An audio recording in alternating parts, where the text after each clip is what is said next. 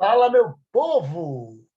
Sou o professor Beto Brito e hoje vamos dar continuidade a essas aulinhas que eu estou oferecendo para vocês toda quinta, às 19 horas, 19h05, 19h15, eu lanço aí para vocês aqui no canal, tá certo?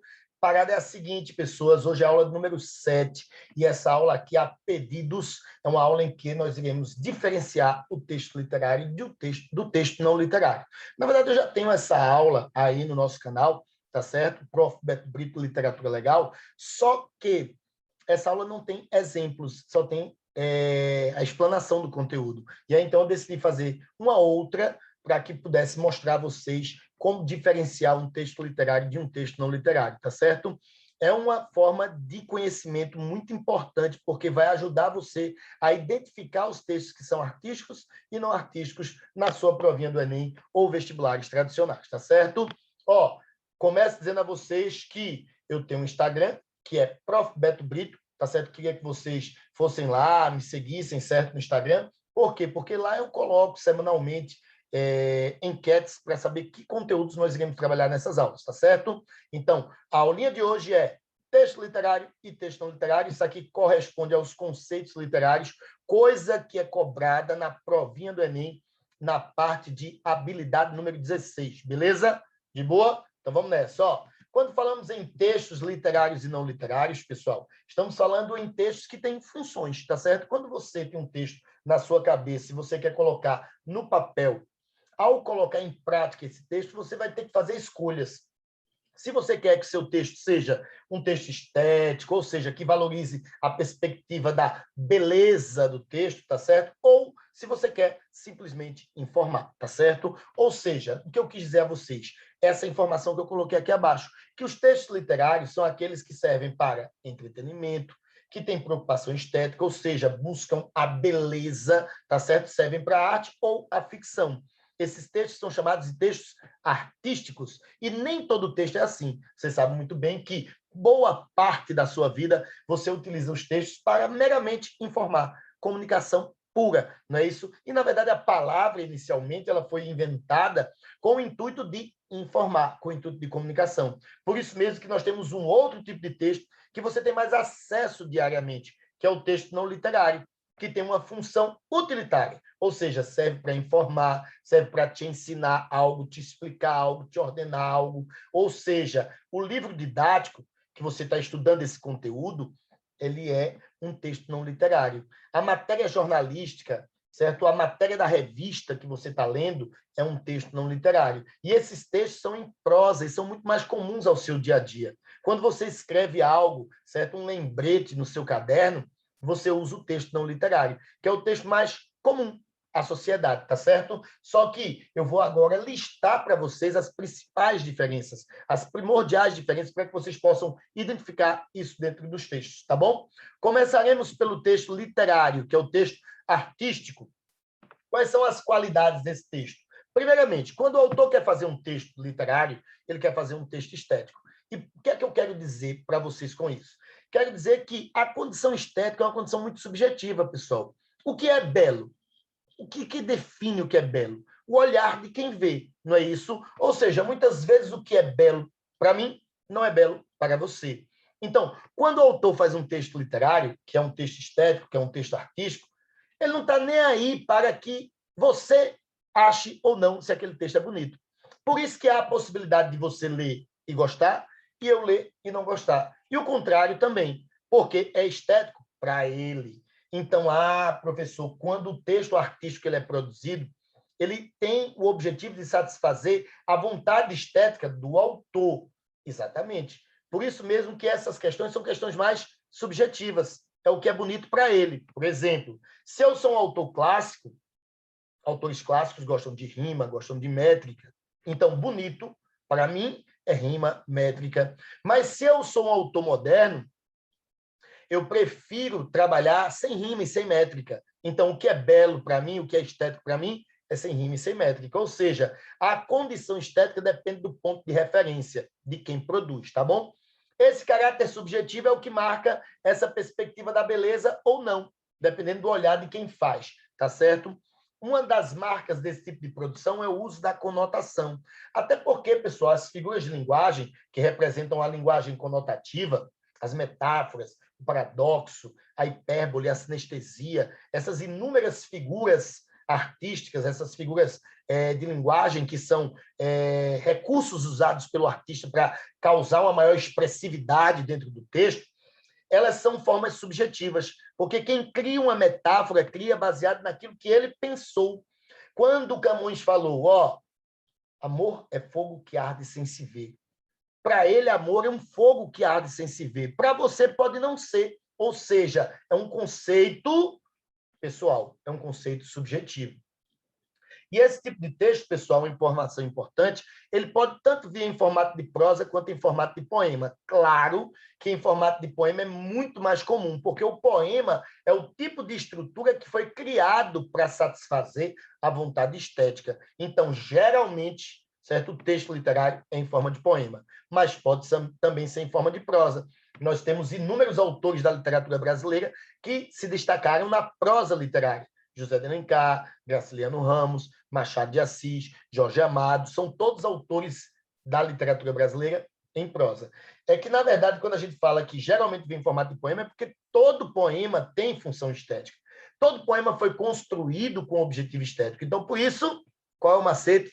Sempre que for um formato de poema, você já sabe que o texto é literário, porque tem preocupação artística. E aí, quando nós falamos em textos literários, pessoal, a gente lembra de uma das funções da linguagem, que é a função poética, que é aquela que se preocupa com o embelezamento da mensagem. Se preocupa com o embelezamento, tem preocupação estética. E aí, por isso, nós completamos as qualidades típicas de um texto literário. Professor, tá bom, entendi o texto literário. E o texto não literário? Galera, vai ser justamente o oposto, porque o texto não literário é feito para informar. Então, se liga aí no slide, o texto não literário é aquele texto informativo. E olha como muda o panorama da construção desse texto. Se eu quero fazer um texto para te informar, eu não tenho que estar preocupado mais com o que eu acho bonito. Não, o texto não tem que ser feito como eu quero. Tem que ser feito como você entende. Isso faz com que eu tenha a obrigação de fazer um texto objetivo, utilizando a ordem direta, utilizando as palavras no seu sentido denotativo, fazendo com que o texto fique mais claro, porque ele tem uma função, que é informar. Se ele tem uma função, tudo aqui, né? Se ele tem uma função, que é informar, ele tem que ser eficiente nessa missão dele. E aí, então, o autor vai se preocupar em fazer um texto preocupado não com ele, não com o aspecto subjetivo, pessoal, e sim com o terceiro, que é você, que vai ler. E aí, então, esse texto vai se tornar um texto objetivo.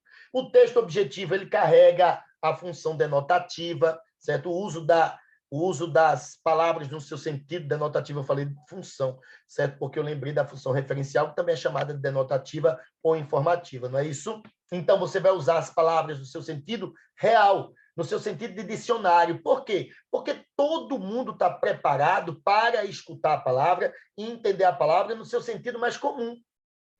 Quando o autor cria uma metáfora, como eu falei, por exemplo, no slide anterior, quando eu citei Camões, ele surpreende quem lê. Se eu disser assim para vocês, amor é um sentimento, eu falei algo muito banal, não é isso? Que é meramente informativo. Quando Camões quis definir sentimento, ele não foi para o banal, para o trivial, para o óbvio, para o comum, porque ele não queria informar, ele queria deixar registrado para a humanidade que amor, para ele, é fogo que arde sem se ver. Fica confuso, não é? Amor é fogo que arde sem se ver. Fica confuso, mas fica original, fica diferente, fica surpreendente. E por isso é artístico.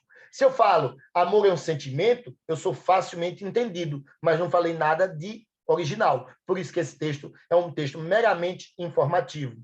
Esses textos informativos, feitos para comunicar, para informar, eles vêm em formato de prova, em formato de prosa, ou seja, são construídos com parágrafos, em orações, e aí por isso é muito fácil de se entender. E aí esse texto predomina a função referencial, tá certo? Eles são produzidos com a preocupação com você que vai escutar, que vai ler esse texto, ou seja, ele tem uma missão, que é informar, beleza? Esses textos não precisam ser belos, Porque para informar não precisa ser bonito, precisa ser eficiente, precisa ser entendido. Por isso que o texto não literário tem como exemplo a revista, o jornal, o livro didático, a notícia, tá certo? Beleza? Então, agora vamos para os exemplos que vão abrir a sua cabeça para que você possa entender a diferença entre esses dois textos. Eu já dei o conceito, agora eu vou mostrar como aparece, beleza? Lembrando, esse slide aqui ó, vai estar na descrição do vídeo. Eu sempre coloco os meus materiais, tá certo? E outros materiais também, lá no meu perfil do Passeio Direto. Então, tu vai lá no meu perfil do Passeio Direto, não vai ter nem trabalho. Só entrar aqui na descrição, clicou no link que eu vou colocar e você acha esse material, você baixa para acompanhar essa aula com esse material. Vai ficar muito mais simples de entender você acompanhando com o material, tá certo? O Passeio Direto é uma rede social exclusivamente ligada à educação. Eu sugiro que você está se preparando para concursos, vestibulares, Enem, tenha um perfil no Passeio Direto, porque lá é um depositório de conteúdos educacionais. Lá você vai encontrar alunos e professores trocando informações educacionais. E aí é fundamental que você tenha também um perfil. É quase que um caderno virtual em formato de rede social. Vai lá e é gratuito, beleza? Ó, exemplos. Primeiro exemplo, texto literário, que é aquele que eu coloquei para vocês como primeiro tópico. Ó, vocês veem que esse texto é em formato de poema, não é? Ele é dividido em estrofes, e você pode perceber que ele tem estrofes regulares. Ele é um soneto, um tipo de texto formado por 2 quartetos e 2 tercetos. Inclusive, eu defini esse tipo de texto na aula anterior, em que eu falei de elementos do poema, tá certo? Então, verifica. Também vou colocar aqui o link da aula anterior aqui na descrição, para ficar mais fácil de você encontrar, porque se eu for colocar aqui na marcação, fica difícil de encontrar esse ponto do texto, do vídeo, tá ligado? Então, vou colocar aqui, fica mais fácil. Então, ó, esse poema é um soneto porque ele é formado por 2 quartetos e 2 tercetos. Verifica aí, ó, que eu coloquei para representar que são 2 estrofes de 4 versos e 2 estrofes de 3 versos. Só essa divisão estrófica regular já demonstra que o autor foi todo preocupadinho em deixar o texto organizado, ou seja, ele teve uma preocupação estética com a forma, com a estrutura do texto, tá bom? A divisão em estrofes faz com que esse texto seja considerado um poema, e ele é formado por versos. Versos e estrofes são a base daquele tipo de texto que chamamos de poema. Poesia é o conteúdo desse texto.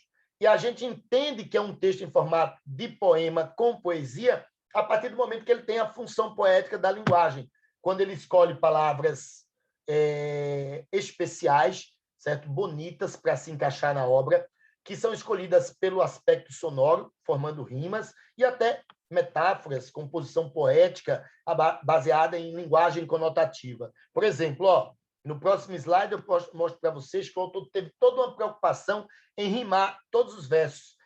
Certo? Rima com desperto, entanto, rima com espanto, enquanto, rima com pranto, aberto com deserto, ou seja, essa preocupação com a rima também demonstra uma grande preocupação estética em fazer um texto bonitinho. Mas é bonito para quem? Para o autor. Eu, por exemplo, que sou um autor moderno, talvez não gostaria desse texto rimado, porque as nossas concepções estéticas são diferentes, entenderam? Por isso que a gente fala que esse texto é subjetivo. Esse poema é de Olavo Bilac, que faz parte do parnasianismo, só que ele escorrega um pouco no romantismo, porque tem muita linguagem conotativa. Isso não é comum ao parnasianismo. Mas isso aí é assunto para outra aula, tá bom? Ó, ora direis ouvir estrelas, certo? Perdeste o senso, eu vos direi, no entanto, que para ouvi-las muitas vezes desperto e abro as janelas pálidas de espanto. Percebeu como é sonoro, como é musical? E conversamos toda noite enquanto a Via Láctea, como um palho aberto, cintila e ao vírus do sol, saudoso em pranto, ainda as procuro pelo céu deserto. Direis agora, tresloucado amigo, que conversas com elas, que sentido tem o que dizem quando estão contigo? Eu vos direi, amai para entendê-las, pois só quem ama pode ter ouvido, capaz de ouvir e entender as estrelas. Percebeu o aspecto sonoro? Isso aí vem da métrica, isso aí vem da rima, vem da escolha das palavras, que foi feita de maneira proposital para causar um efeito sonoro, um aspecto estético nesse texto. Verifica aí, ó, no próximo slide. Eu marquei para vocês aqui quando o autor usa linguagem conotativa. Ó, ele diz, ora direis ouvir estrelas. Minha gente, ninguém ouve estrelas. Ouvir estrelas remete à perspectiva da personificação. É como se a estrela falasse, tá bom? E conversamos toda noite, ou seja, ele diz que conversa à noite com as estrelas. E quando vem o sol ele diz que está saudoso, o sol tem saudade, está em pranto, está chorando, ou seja, personificou o sol. Amai para entendê-las, pois só quem ama pode ter ouvido capaz de ouvir e entender as estrelas. Ele diz, ó, quer ouvir as estrelas?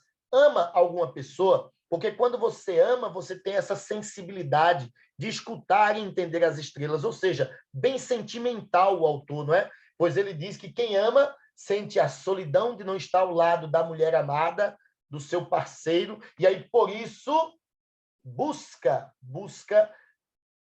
na lua, no sol, nas estrelas, uma companhia. E aí, por isso, é possível quem ama conversar com as estrelas, ou seja, bem sentimental, bem subjetivo, bem conotativo, dentro dos parâmetros que consideramos literário. Beleza? Olha o outro texto que eu trouxe para vocês, pessoal. Olha o exemplo de texto não literário. Você já vê de imediato que o texto é em formato de prosa.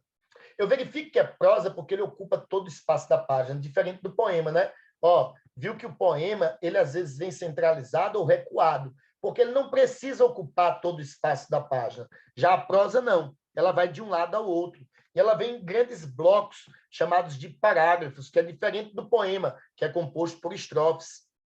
Esse texto, pessoal, verifique que o autor tem preocupação de informar. E por isso ele vai usar as palavras no seu sentido denotativo, com o intuito de facilitar o entendimento do texto.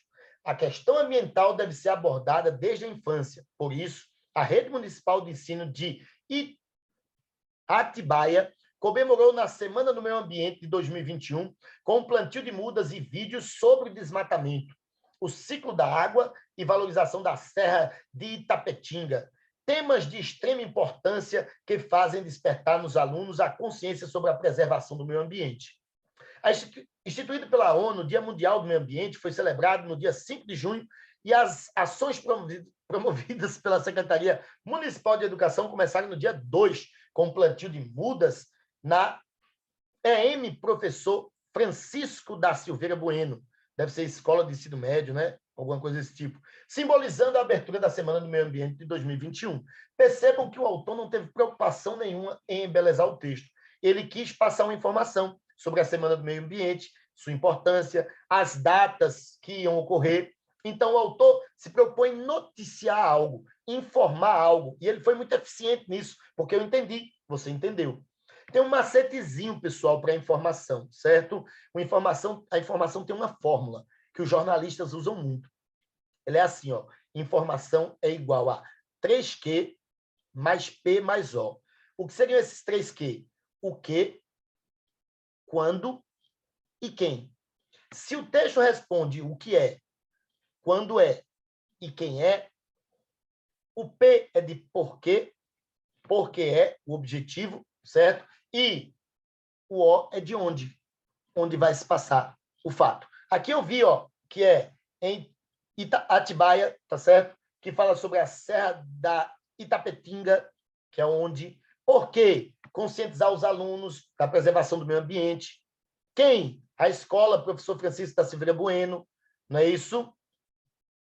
Onde nós já citamos, né? Quando? Dia 2 de junho, ó, começa dia 2 de junho, tá certo? Próximo ao dia do meio ambiente, que é 5 de junho. Então, ele responde os 3Q, o P e o O. Quem, quando, o que, por quê e onde. E assim ele informa de maneira muito eficiente, de maneira muito simplória. E isso é o que chamamos de texto informativo, que usa da linguagem denotativa, que se utiliza da prosa e a função é referencial, né, pessoal? Porque feita para informar. Beleza? Espero que vocês tenham gostado, pessoal. Se gostaram, ó, curte aqui o nosso canal, compartilha, diz para os amiguinhos, para esse canal crescer e o professor ficar conhecido. Falou, meu povo. Até mais. Tchau, tchau.